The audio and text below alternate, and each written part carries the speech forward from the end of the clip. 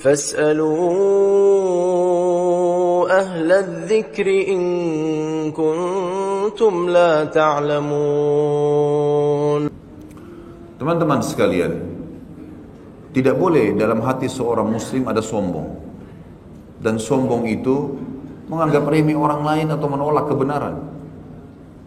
Kebanyakan kita terkurung dengan upaya syaitan menyesatkan dan menjerumuskan kita pada kesombongan dengan masalah adanya jenjang pendidikan, jenjang sosial, jenjang ekonomi. Misal, Allah subhanahu wa ta'ala membukakan bagi seseorang di antara kita harta, kaya raya, punya segala macam transportasi, tempat tinggal, pakaian yang bagus, segala macam kebutuhan dia bagus. Maka syaitan menunggangi pada diri orang ini kesombongan. Dia kalau lewat melihat ada seseorang yang beda dari sisi jenjang ekonomi itu, dia tiba-tiba menganggap remeh. Terlintas misal dari tatapan mata, dari cara membentuk mulut atau bibir, kesannya menganggap remeh, memotong perkataan orang, tidak menganggap penting. Mungkin karena orang itu bawahannya, tetangganya yang lebih miskin atau lebih susah hidupnya atau susah hidupnya dibandingkan dia. Ini semua teman-teman sekalian masuk dalam hal yang dibenci, keburukan. Tidak boleh ini. Atau misalnya jenjang sosial, dia merasa negaranya misalnya negara adik kuasa. Pada saat dia datang ke negara lain, dia menganggap negara itu negara kecil, penduduknya sedikit.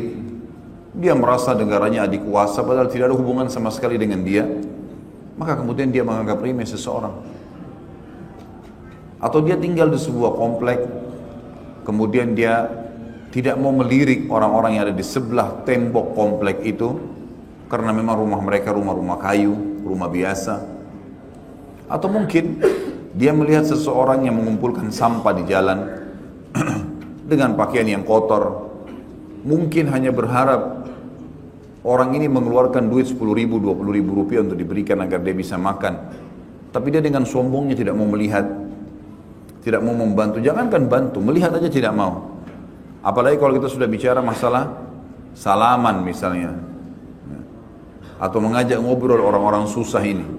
Padahal sabda Nabi SAW jelas sekali, sesungguhnya kalian diberikan rezeki oleh Allah karena orang miskin di antara kalian, karena sholat, karena doa, sholat, dan ketulusan juga keikhlasan orang miskin di antara kalian. Misal, kelebihan fisik juga begitu. Seringkali kalau kita melihat ada orang punya kekurangan fisik yang kita tidak milikin, mungkin warna kulit, mungkin jenis rambut, mungkin jenis kulit, mungkin poster tubuh, apa sajalah.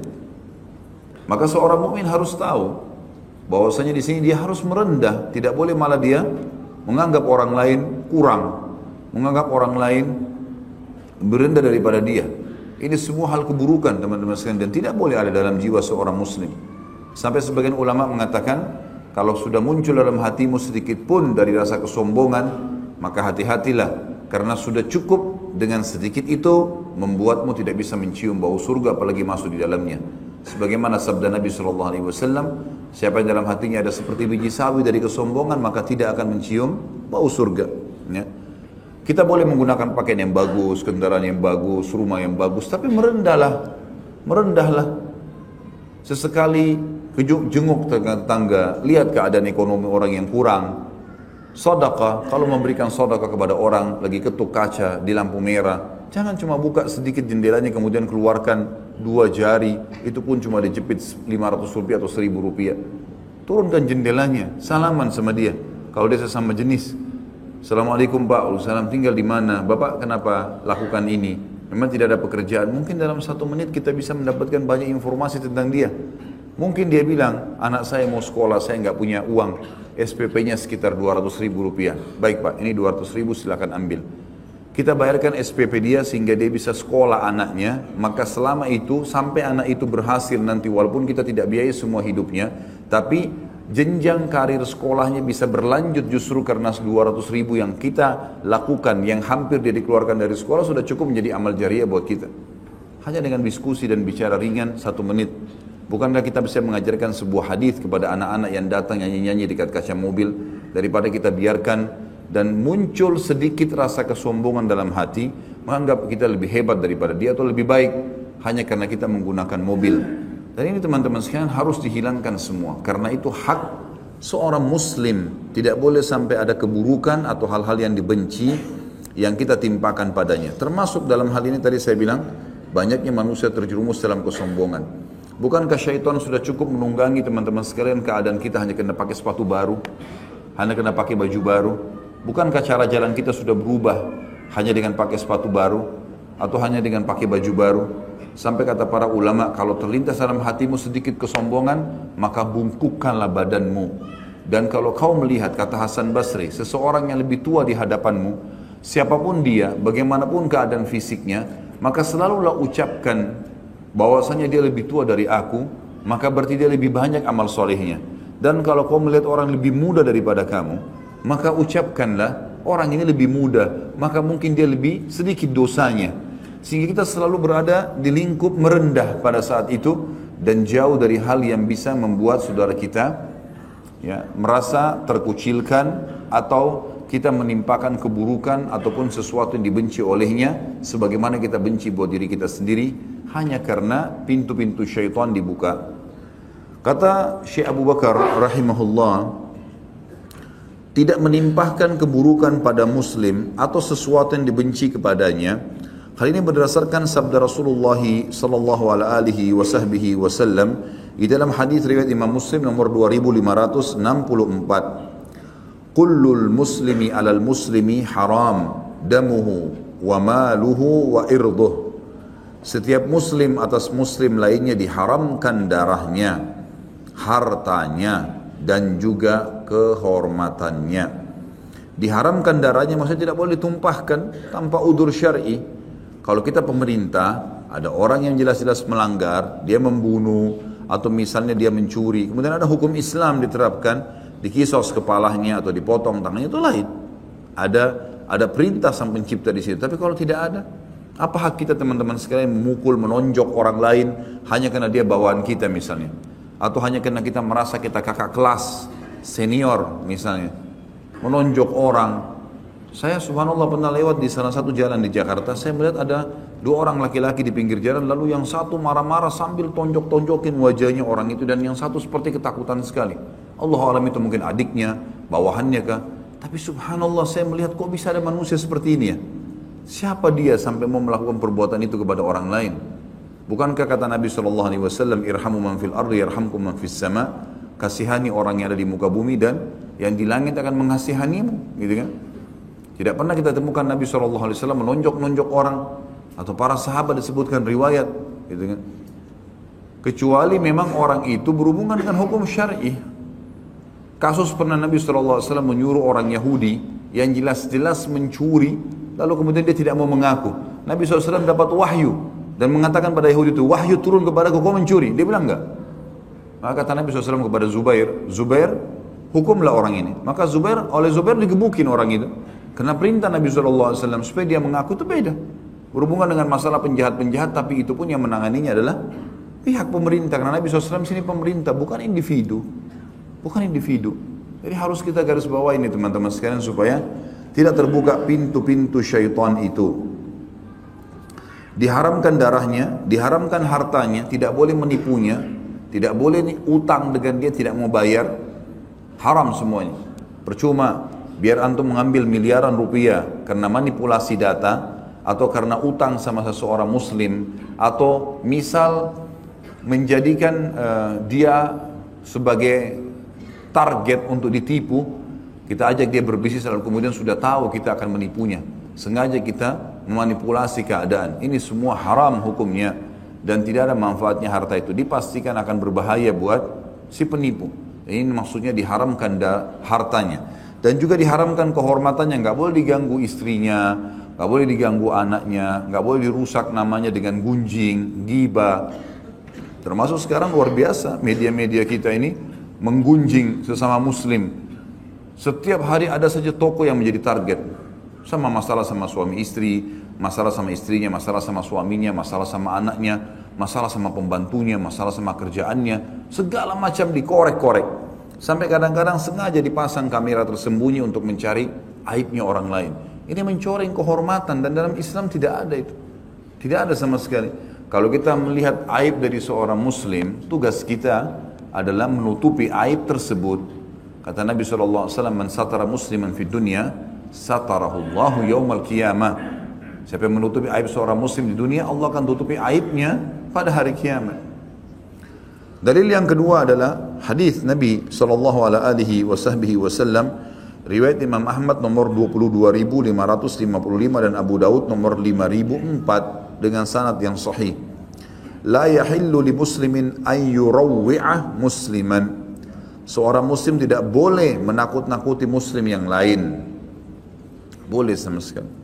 Pernah ada seorang sahabat, teman-teman sekalian, bawa pedang, pedangnya nggak ngapa-ngapain, cuma dipasang di pinggangnya saja, tapi tidak punya sarung pedang itu. Sehingga kalau ada orang yang berpapasan mungkin bisa kena di pasar Madinah. Waktu baginda Nabi SAW melihat, beliau mengatakan, beritahukan kepada orang itu agar membungkus pedangnya, agar jangan sampai dia menyakiti saudaranya muslim. Padahal dia nggak niat apa-apa. Dia nggak niat apa-apa. Teman-teman, antum lagi bawa barang, tahu ini barang kalau ditaruh di motor mungkin bisa ganggu orang lain di sebelah, bisa berbahaya, lalu ugal-ugalan. Nggak bisa ini. Nggak bisa, antum bawa barangnya hati-hatilah. Jangan sampai menyakiti orang lain. Ya. Ada orang subhanallah kadang-kadang sudah salah, dianya yang marah-marah. Ini luar biasa ini. Ya, ini dalam bahasa Arab dikatakan akhashafan wa su'akila. Dua keburukan bersatu dalam satu perbuatan. Orang-orang Arab dulu, kalau seandainya ada penjual kurma, kurmanya yang dipajang bagus, kemudian pada saat dibungkusin orang lain kurma yang buruk, khasaf namanya, kurma yang kering, gitu kan. Kemudian pada saat ditimbang kurang lagi timbangannya, maka dua keburukan, sudah kurmanya buruk, kemudian timbangannya lagi kurang. Maka ini ditarik dalam semua perilaku yang seperti itu. Sudah mau utang sama orang, kemudian dia menggunakan intimidasi, mau minta tolong sama seseorang, tapi minta tolongnya dengan kasar, dan seterusnya. Ini semua tidak boleh, teman-teman sekalian. Atau dia salah, dia yang marah-marah, gitu kan. Saya sering lihat di Indonesia ini ada beberapa kejadian. Kayak misal kita lagi jalan, kemudian kita lagi jalan ada orang yang datang nabrak. Jelas-jelas dia yang salah. Loh, yang ditabrak malah dikeroyokin. Kok jadi terbalik ini? Mungkin hanya karena dia pakai mobil, ini yang nabrak pakai motor. Nggak bisa, saudara. Salah ya salah. Orang yang jatuh pakai motor, kenapa kamu nabrak? Harus adil di sini. Ini enggak, kamu harus bawa ke rumah sakit, kamu harus begini. Kalau kita mau minta tolong, sudahlah, kita tahu tadi orang ini salah, maka bantulah, gitu kan. Bawa ke rumah sakit, bisa dibantu, karena dia lagi benar. Enggak boleh spontan karena orang pakai mobil lalu kemudian kita main salahin orang, nggak bisa ini, gitu kan. Saya pernah mengalami keadaan, pernah saya jalan satu kali pakai mobil, ada orang entah dari mana, tiba-tiba dari belakang saya jalan tidak ada salah, terus nabrak mobil itu. Mobil itu saya parkir ke sebelah, tiba-tiba ada orang datang, kemudian mengatakan, Pak ini Pak, dia kenapa ditabrak, kenapa begini, ribut. Orang ini gak ada hubungannya sama sekali, gak ada hubungannya. Terus saya bilang, ada apa Bapak, kenapa marah-marah? Dia bilang, Bapak ini tabrak. Enggak, saya gak nabrak. Mobil saya di depan, orang ini di belakang, gitu kan. Tetap aja dia ngotot dengan beberapa temannya. Saya berpegang pada kebenaran. Saya akan bawa orang ini ke rumah sakit, saya akan obatin, tapi bukan saya yang salah. Akhirnya saya berdirikan orang itu, saya tanya, Bapak yang salah siapa? Saya atau Bapak? Saya Pak. Baik, sampaikan ke mereka, gitu kan? Saya akan bantu. Tetapi kalau saya disalahkan nggak bisa ini. Ini sudah dua keburukan, nggak boleh. Itu kan berarti merusak kehormatan seorang Muslim. Gimana caranya orang tidak salah lalu disalahin, gitu kan? Gak mungkin ini teman-teman sekalian. Kita harus adil. Tapi kalau orang itu salah, wajar kita ingatkan, ingkar mungkar pada tempatnya. Ya. Ini sebuah tradisi yang saya lihat kayak jadi sudah biasa. Sampai ada orang menjadikan itu sebagai kebiasaan untuk mendapatkan duit. Sengaja dia tabrakin. Dia nggak ada duit, dia tabrakin motornya ke orang lain. Kemudian akhirnya dia minta untuk dibawa ke rumah sakit dan dikasih duit. La haula wala quwata illa billah. Uang ini haram teman-teman sekalian. Haram ini, gimana caranya? Mau ngambil dengan cara begitu? Kan gitu. Ini luar biasa, ini harus diperbaikin. Dan ini semuanya hukumnya haram dan tidak boleh menakut-nakuti seorang muslim, diharamkan oleh Nabi SAW. Kemudian juga dikatakan oleh Nabi SAW di dalam hadis yang lain, diriwayatkan Imam Ahmad, dan di sanadnya ada kelemahan, tetapi Syekh Abu Bakar rahimahullah mengangkat hadis ini karena dia tidak bentrok dengan hadis-hadis yang sahih, bahkan bisa jalan atau semakna, sejalan atau semakna. Kata Nabi SAW, la yahillu li muslimin an yushira ila akhihi binadratin tu'zi. Seorang muslim tidak boleh mengisyaratkan kepada saudaranya sesama muslim dengan pandangan yang menyakitinya. Tadi pandangan sinis, ya, menganggap remeh dari tatapan matanya. Gitu kan. Ini semua teman-teman tidak boleh sama sekali. Ingat, siapapun yang menganggap remeh orang lain, teman-teman, hati-hati, keadaan orang itu bisa berpindah pada antum. Hati-hati. Dalam sebuah kisah disebutkan seorang salafil ummah pernah cerita dari kalangan tabi'in. Dia bilang, saya masuk ke masjid, saya temukan ada orang lagi sholat. Dan orang itu khusyuk sekali sholatnya di pojok masjid. Sujudnya, rukunya, bacaannya, luar biasa. Terlintas di hati saya perkataan dan saya mengiyakan terlintasan itu. Oh, orang itu kayaknya riya, karena orang itu pas lagi sujud nangis. Lalu terlintas dia bilang di hati saya mengatakan orang ini kayaknya riya. Dia bilang gara-gara perkataan itu Allah mengharamkan saya menangis sebulan. Padahal orang ini tadinya suka nangis karena Allah. Dia bilang hanya terlintas di hati saya begitu dan saya mengiyakan, maka akhirnya saya terharamkan dari menangis sebulan. Kalau masih ingat statement Umar bin radhiyallahu anhu yang berkata, saya khawatir kalau melihat seorang wanita hamil lewat di hadapanku, lalu aku berkata, ih, besar ya perutnya, maka Allah membuat aku hamil. Statement ini mungkin sedikit ada seakan-akan lucu, tapi sebenarnya ini statement keimanan, di mana Umar mengatakan, khawatir kalau ada penganggap remeh terhadap seorang muslim yang lain, sudah cukup Allah pindahkan masalah itu. Banyak di antara salaful ummah mengatakan, tidak ada seseorang yang menganggap remeh orang lain, bahkan itu terjadi pada musuh sekalipun, kecuali Allah subhanahu wa ta'ala akan membalik keadaan.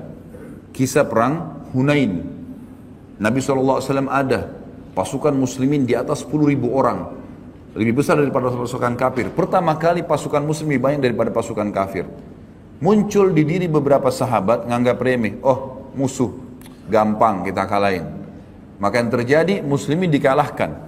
Pada saat itu, di awal peperangan dikalahkan. Makanya Nabi SAW membaca doa, minta dilindungi dari syamatatil a'da. Syamatatil a'da, syamata adalah menganggap remeh orang lain. A'da musuh. Nggak boleh kita anggap remeh teman-teman sekalian. Walaupun itu musuh kita. Apalagi kalau cuma saingan kerja, apalagi cuma sekedar saingan di komplek, saingan di yayasan, saingan di masjid. Apa urusannya? Apa hubungannya kita menganggap remeh orang lain? Itu hukumnya haram, tidak dibolehkan. Ingat, menganggap remeh orang lain bisa pindah keadaannya ke kita. Dan itu banyak sekali contoh-contoh berhubungan dengan masalah ini. Maka merendahlah teman-teman sekalian. Makin merendah, kata Nabi SAW, man tawadha'a lillah rafa'ahu Allah. Siapa yang makin merendah di jalan Allah, Allah akan tinggikan derajatnya.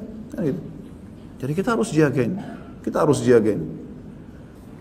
Dikatakan juga dalam hadis yang lain, hadis diriwayatkan Imam Bukhari nomor 10 dan Imam Muslim nomor 40, kata Nabi SAW, al-muslimu man salimal muslimuna min lisanihi wa yadihi. Seorang muslim yang sejati adalah yang mana kaum muslimin lainnya selamat dari keburukan lisan dan tangannya. Ibnu Abbas berkata Ibnu Mas'ud berkata teman-teman sekalian, tidak ada sesuatu yang harus dipuasakan dan dipenjarakan paling lama dibandingkan lisan seseorang.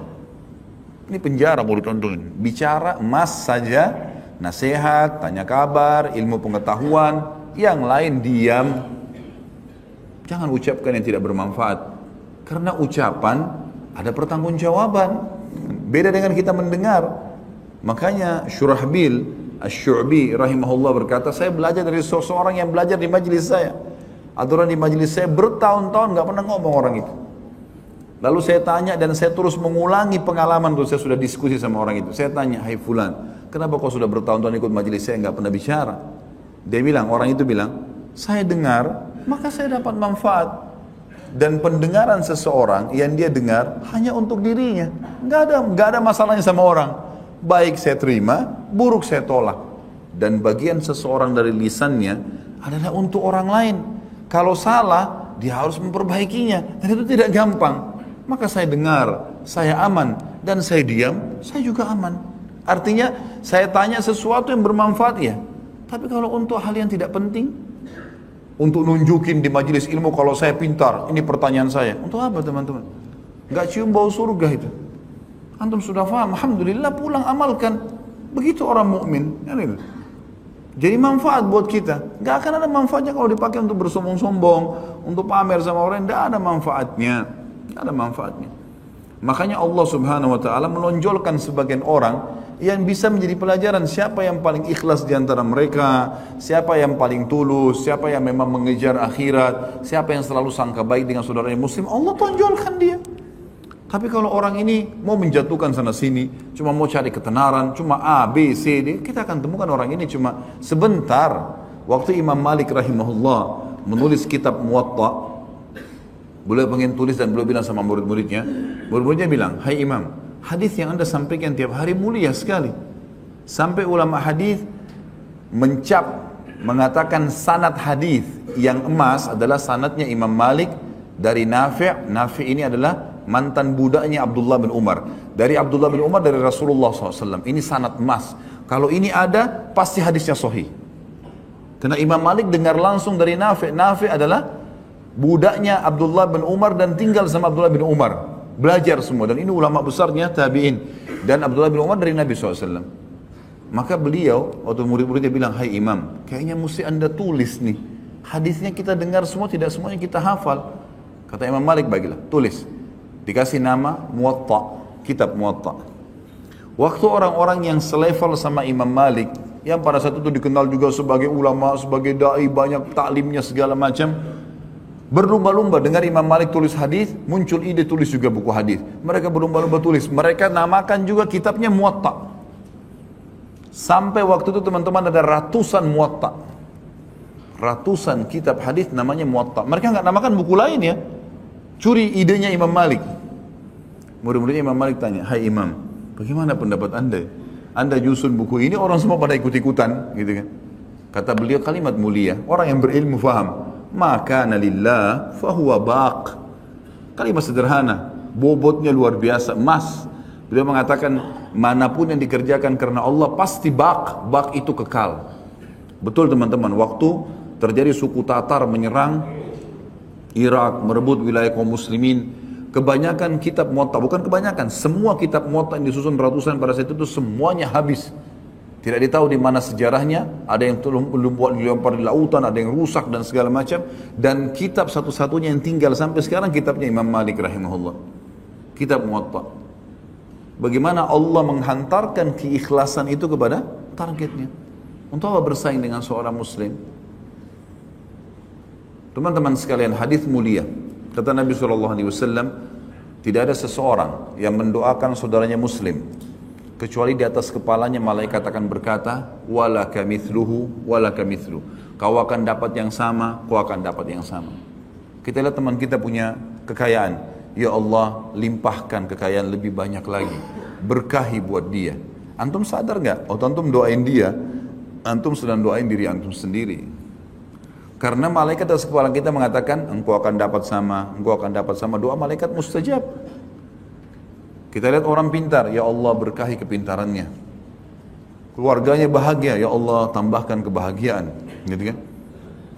Kalau kita doakan keburukan, misal kita mengatakan apa? Kenapa dapat begini ya? Mudah-mudahan usahanya bangkrut, mudah-mudahan begini, mudah-mudahan kelebihan fisiknya jadi rusak dan segalanya. Gembira kalau saudara muslim kena tertimpa masalah. Maka ini teman-teman sekalian sama saja dia sedang doakan dirinya. Karena malaikat bilang, kau dapat sama. Kau akan dapat sama. Ya Allah jelekkan, nah kau juga jelek. Ya Allah bangkrutkan, kau juga bangkrut. Nah doa kita kepada Allah untuk dia belum tentu diterima. Tapi doa malaikat kepada Allah untuk kita diterima. Kenapa nggak doain kebaikan? Saya lihat ini teman-teman di Saudi kental sekali ya. Tidak pernah saya temukan siapapun yang saya kenal atau tidak kenal di Saudi. Misal dia tanya tentang saya, kemudian saya ceritain. saya punya yayasan atau saya punya kegiatan bisnis seperti ini. Nggak ada orang mengatakan hasutnya terlihat misalnya, di mana ya? Kenapa kau bisa? Bagaimana caranya? Nggak ada. Mereka bilang, Masya Allah, semoga Allah berkahi akhi. Insya Allah jadi luas, jadi berkah, jadi banyak. Nggak pernah mereka tuh. Jadi sudah menutup pintu itu. Karena pemahaman tentang masalah ini.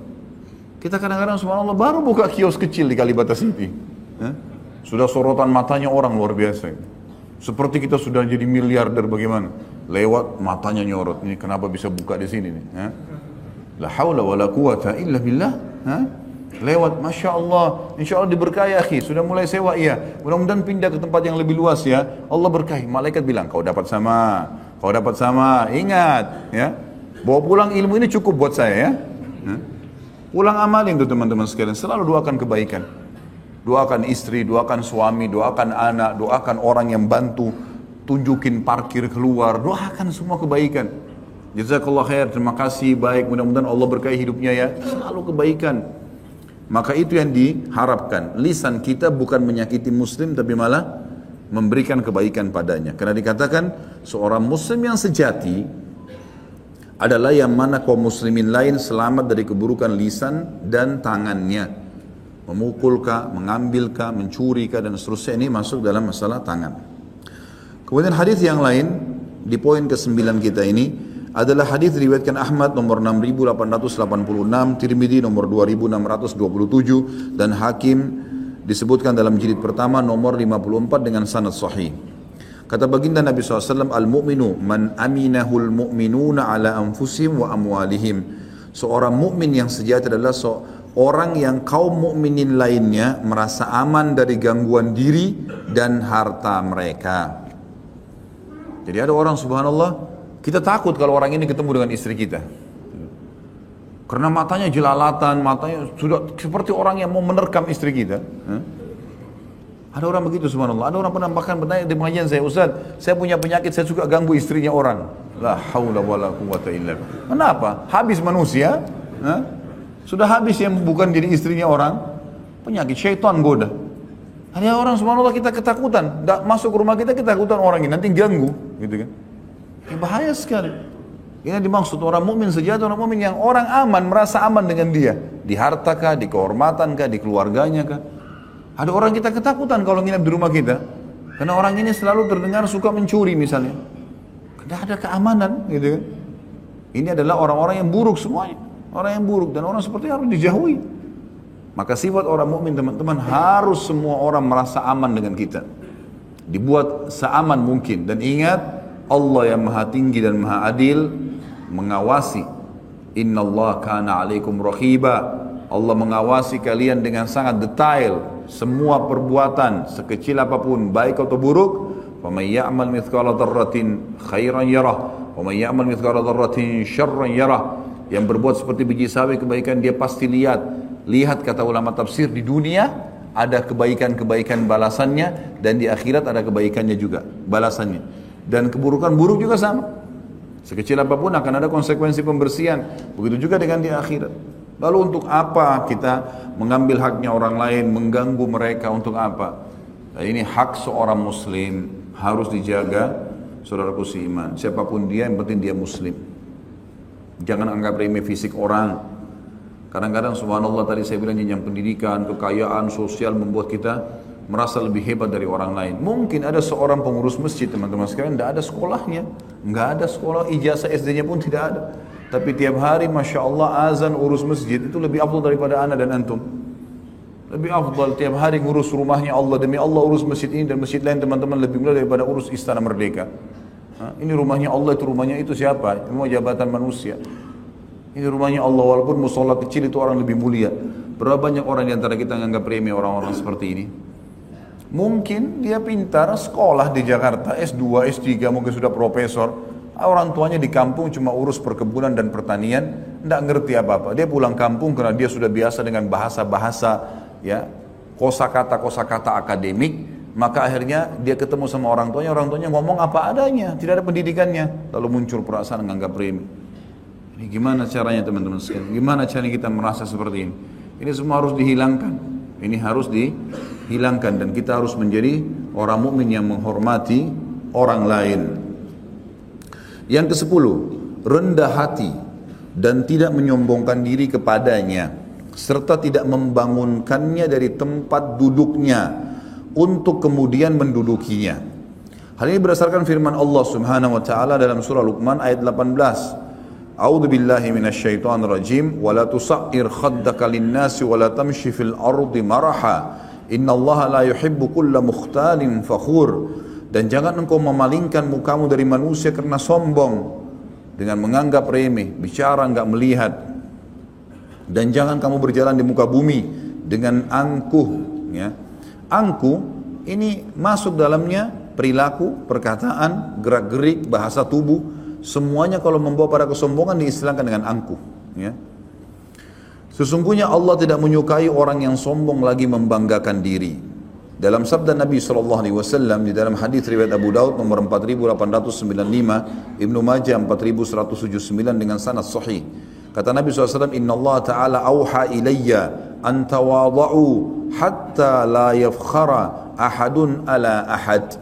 Sesungguhnya Allah telah mewahyukan secara khusus kepadaku agar kalian bersikap rendah hati sehingga tidak ada seorang pun yang membanggakan diri terhadap orang lain. Ini perintah Nabi SAW, wahyu dari Allah langsung disuruh itu. Raja, pencipta, pemilik langit dan bumi yang memerintahkan itu. Jangan sombong. Kita tidak bakal bisa mencapai gunung yang besar, kita juga tidak bisa buat apa-apa. Kadang-kadang subhanallah orang naik motor, suaranya ribut. Dia balap, kadang-kadang di depan rumah saya gitu, karena di pinggir jalan, balap, ribut.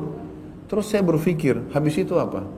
10 meter, 20 meter suaranya ribut itu, sudah ganggu orang, bensinnya banyak yang terpakai. Ya, iya kalau tiba-tiba nggak mogok motornya. Gitu. Gak ada apa gunanya sombong dengan 10 meter itu untuk apa? Hah? Apa yang mau disombongin itu? Ribut dengan itu, tunjukin kehebatan. Lewat di sebelah, ngapain ngomongin? Untuk apa ini? Hah? Nunjukin kalau saya hebat. Terus ternyata orang yang sedang ditantang ini mungkin ahli bela diri, bisa dipatahin lehernya dia. Hah? Apa itu apa? Saya kadang-kadang lihat subhanallah ada orang sengaja ganti knalpotnya. Untuk apa ganti knalpot teman-teman sekalian? Buang-buang duit untuk apa? Ribut, ganggu orang, gak enak dengarnya. Dan itu pasti membawa pada kesombongan, tidak bisa dikatakan tidak, susah. Karena sudah ribut pasti tujuannya untuk pamerin sama orang. Bukan, pamerin kekuatan tuh depan musuh di sana di Israel. Nah itu otot-otot memperlihatkan di sana. Hah? Ribut suara di situ di medan perang. Sahabat itu kalau ngomong satu sama yang lain sampai hampir tidak terdengar di antara mereka. Kena lembutnya, tapi di kancah peperangan suara mereka bisa membuat musuh-musuh pada takut. Itu laki-laki yang jantan, gitu kan? Bukan pamer-pamer depannya orang. Gitu. Ada orang subhanallah rumah tangga istrinya jadi bahan tempat, ya praktek. Sebentar memar di kiri, sebentar benjol kepala, sebentar ditarik rambutnya, sebentar ditendang. Ya akhi, otot kamu itu bukan untuk perempuan. Sana di medan perang, gitu. Bukan di rumah ini. Anaknya dipukulin, ini segala macam. Padahal mungkin kalau di luar pengecut nih orang. Ada semua gunanya ini. Ya. Baik, saya akan bacakan dalil selanjutnya, baru kemudian kita azan. Diangkat di sini sabda Nabi SAW dalam hadis yang sahih diriwayatkan Imam Muslim nomor 2588, ma tawadha ahadun lillahi illa rafa'ahu Allah Ta'ala. Tidaklah seseorang berendah hati karena Allah, melainkan Allah Ta'ala akan meninggikan martabatnya.